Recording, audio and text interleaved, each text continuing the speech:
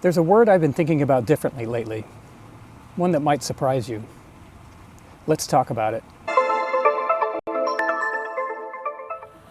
I'm Jason. I'm an enterprise software developer documenting his last year of employment going into retirement. Today's Monday, January 5th, 2026, and I wanted to talk about a word that's been concerning me a little bit more lately. That word is later. It doesn't sound like a scary word. Actually seems like a pretty reasonable word. We all do it. I'm going to go to the store later. I'm going to plan my retirement later. Whatever it is, we might do it later. But there's a lot of assumptions in later. Assumptions that we take for granted, I think. Because we're not guaranteed later. I think we've all probably heard stories or even know people that always had the best intentions of doing something later, whether that's travel, planning, whatever it is. But later never came for them. Something happened health-wise, maybe not something catastrophic, but just something that inhibits you from doing what you plan to do later. And that's the risk, is later isn't guaranteed for anybody. Me, you, no one. So as I've been going on my journey, the word later has become something I'm really mindful of. For a long time, later actually worked. After this project, after this TV show, after whatever it is, later was just there for you. Later always showed up for you. You had the time, you had the energy. But as I've been getting older and getting towards retirement, I'm realizing that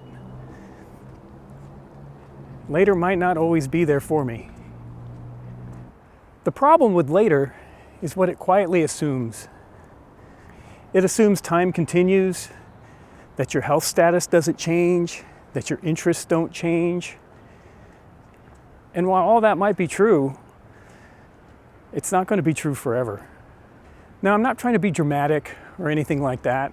It's just this is a reality that we all are going to face, is that time is your most precious resource. And spending it in ways that are important to you become more of a priority. The scarcity of time is one of the primary reasons why I've been giving early retirement a serious thought and making it a priority in my life planning. The thing with time is that it fails slowly. It doesn't just stop. Well, it does when the day finally comes. But while we're still here, it fades away slowly. It's not dramatic. It's just something that we all take for granted. And I've been trying to be more mindful of where I spend my time, how I spend my time, who I'm spending my time with.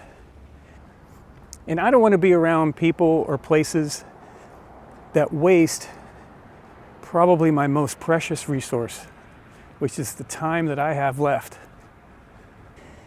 And this is where my choice to retire early really kicks in, because I want to take more control over my time. When you're working a full-time job, particularly a corporate job, 1/3, if not more, of your day is consumed by work you're doing for other people. And I just thought it was time for me to be a little bit more in control.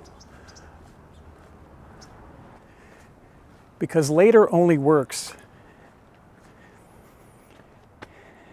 if it actually comes. Until next time, this is the Rieko Files.